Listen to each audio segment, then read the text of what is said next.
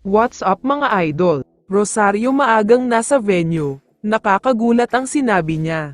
Pero bago mo sana ipagpatuloy ang panonood mo, ay huwag mong kalimutan na mag-subscribe bilang suporta sa aking YouTube channel. Maraming salamat idol.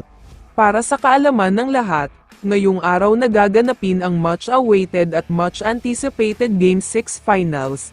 Mamayang 7:30 ng gabi gaganapin ito. Sa kasalukuyan ay 3-2 na ang serye at lamang ang TNT.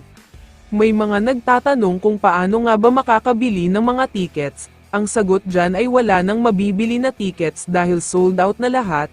Siguradong jam-pack crowd na naman ang matutunghayan natin mamaya. Alam naman kasi nating lahat na do or die game na ito para sa Hinebra, kaya naman lahat ng mga fans ay nag-aabang na talaga sa laban mamaya. At ang expectations nga ay mananalo na uli ang crowd favorite Barangay Hinebra.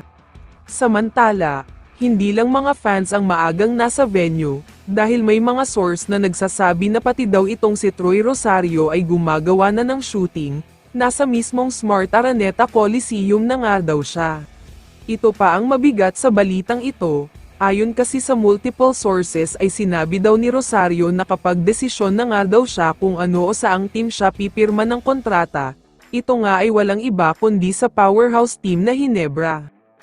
Para sa kaalaman ng lahat, 2 months nang hindi nakakakuha ng sweldo si Rosario, tinanggihan kasi niya ang 900,000 pesos kada buwan na offer ng Blackwater, kaya sa kasalukuyan ay nawalan siya ng 1.8 million.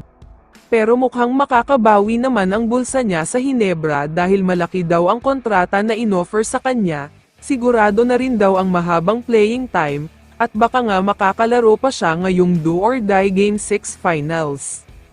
Sa tingin ko naman, mukhang ito na ang hinihintay ng mga Hinebra fans, dahil sa wakas ay mukhang maglalaro na si Rosario. Hindi naman problema ang kondisyon niya dahil lagi siyang nagpapalakas at naglalaro ng basketball. Posibleng last game na ito ng finals at ng Commissioner's Cup, kaya kung may itinatago pang secret weapon ang Hinebra, dapat ay ilabas na talaga nila dahil ito na ang huling chance nila para makapuwersa ng Game 7. Kapag natalo nga sila dito, magkakaroon na uli ng champion sa Commissioner's Cup, at successful ang TNT na madepensahan ang title nila, pero sana ay hindi pa mangyari yan mamaya at magkaroon muna ng Game 7. Kaya naman kung ikaw ang tatanungin idol, ano ang masasabi mo sa balitang ito? I-comment mo naman ang sagot mo sa tanong na ito. So dito na nagtatapos ang video na ito. Maraming salamat sa pagsuporta at panonood mga idol. Ingat at bye-bye.